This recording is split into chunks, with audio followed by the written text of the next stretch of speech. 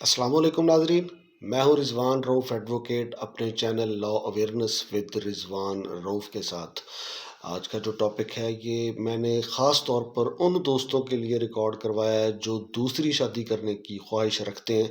कि दूसरी शादी करने से पहले आप कौन सा कानूनी तरीका अडॉप्ट करेंगे जिससे आप सिक्योर रहेंगे।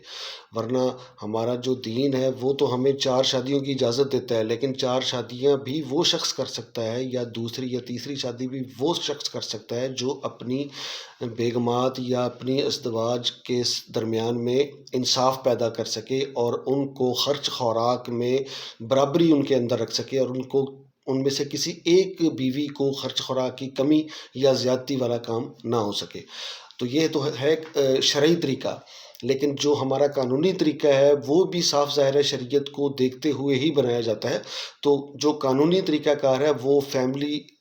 लॉ जो है वो बताया गया है मुस्लिम फैमिली लॉ ऑर्डिनेंस 1961 के सेक्शन नंबर 6 के अंदर बताया गया है कि दूसरी शादी करने का क्या कानूनी तरीक़ाकार है। उस कानूनी तरीक़ाकार में सबसे पहले तो ये है कि जो आपकी बीवी है, जो पहली बीवी है, वो आपको एफ़िडेविट तैयार करके देगी कि आप इस एफ़िडेविट के मुताबिक आप जो है आपको इजाज़त दी जाती है कि आप दूसरी शादी कर लें। ये तो है एक बाइंडिंग तरीका, यानी कि वो अगर इस तरह ना करे तो दूसरी सूरत में आप क्या करेंगे। आप सालिसी कौंसल यानी कि यूनियन काउंसिल के अंदर एक सालिसी कौंसल होती है, वहाँ पर एक एप्लीकेशन देंगे। उस एप्लीकेशन के अंदर आप इजाज़त मांगेंगे कि मैं दूसरी शादी करना चाहता हूँ और क्यों करना चाहता हूँ उसकी कुछ सॉलिड रीज़न देंगे कि मैं इसकी वजह यह है कि मेरी जो पहली बीवी है वो शदीद बीमार है या उसकी ज़िंदगी का ख़तरे में है, तो इसलिए मैं दूसरी शादी करना चाहता हूँ क्योंकि मैं अपने घर के अंदर जो है वो अपना काम काज के लिए दूसरी बीवी जो है वो उसको मैं रखना चाहता हूँ। या आप ये बताएंगे कि मेरी औलाद नहीं है तो मैं औलाद की खातिर मैं शादी करना चाहता हूँ, तो इसके लिए भी आप एप्लीकेशन के अंदर ये वजह भी आप लिख सकते हैं। अगर आपकी बीवी बिला वजह नाराज़ होकर मैके चली गई है तो आप उसको बुलाने के बावजूद वो आपके पास नहीं आ रही, इवन कि आपने कोर्ट के अंदर एक दावा कंजुगल राइट्स का भी फाइल किया हुआ है जिसमें जज साहब ने भी उसको फाइनली डिसीजन किया है कि आप घर आकर इस शख्स के साथ आबाद हो, लेकिन उसके बावजूद वो आबाद नहीं हो रही, यानी कि उसका दिल जो है वो ज़्यादा अपनी वालदा के घर में लग रहा है। तो इस सूरत में आप उस दावे की कॉपी भी साथ लगा सकते हैं और जज साहब का फैसला भी साथ लगा सकते हैं। एप्लीकेशन में लिख सकते हैं कि मैंने कोर्ट के अंदर दावा भी दायर किया और डिग्री भी साथ लगा रहा हूँ, लेकिन इसके बावजूद जो मेरी बीवी है वो मेरे घर में मुझसे आबाद नहीं हो रही, लिहाजा मुझे दूसरी शादी करने की इजाज़त दी जाए। तो ये चंद एक आम तौर पर जो वजूहात होती हैं दूसरी शादी करने की वो यही होती हैं। तो इस सूरत में आपको यूनियन काउंसिल जो है वो आपको एक इजाज़तनामा तहरीर करके देगी और वो इजाज़तनामा तहरीर करने से पहले यूनियन काउंसिल की जो सालिसी काउंसिल है उसके पास ये भी इख्तियारात हैं कि वो पहली बीवी को नोटिस भेजेगी कि आपके खिलाफ ये एप्लीकेशन आई है, लिहाजा आप इस एप्लीकेशन का जवाब दें। तो वो जो खातून होगी वो कोर्ट के अंदर खुद पेश हो जाए फिर भी बेहतर है, ना भी पेश हो तो अपने किसी नुमाइंदे को, अपने किसी भाई को या अपने वालिद को, किसी को भेज सकती है और वो उस इस नोटिस की पैरवी कर सकता है। और दूसरी सूरत में अगर जो यूनियन काउंसिल है वो ये समझती है कि आपकी जो रीज़न है वो बहुत ही ज़्यादा सॉलिड है, तो इस सूरत में जो सालिसी काउंसिल है वो आपको इजाज़त बग़ैर नोटिस किए, बीवी को नोटिस दिए बग़ैर भी आपको इजाज़त दे सकती है कि आप दूसरी शादी कर सकते हैं।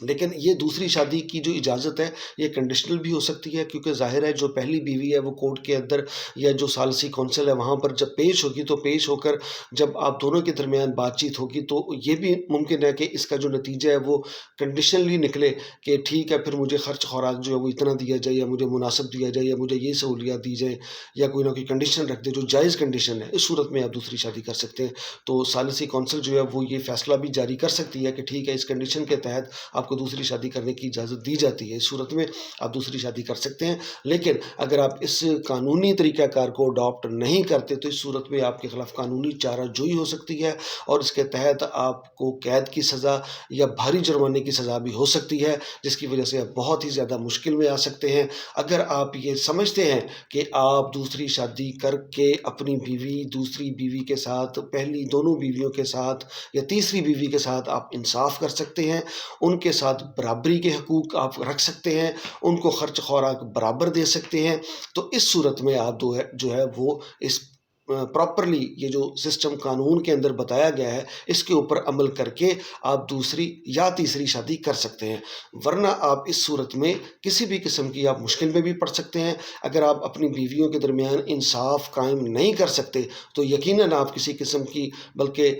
قانونی طور پر آپ بہت ساری مشکلات کے اندر بھی درپیش ہو سکتی ہیں۔ لہٰذا آپ دوسری شادی کرنے سے پہلے میری اس ویڈیو کو بھی غور سے دیکھیے اور ان تمام پہلوؤں کا جائزہ لیں، اور اس کے بعد آپ یہ فیصلہ کریں کہ آیا دوسری شادی کرنا آپ کے لیے درست ہے یا نہیں۔ میرا چینل دیکھتے رہیے اور اس کے بر وقت نوٹیفیکیشنز حاصل کرنے کے لیے اس کو سبسکرائب کرتے رہیے۔ بہت شکریہ۔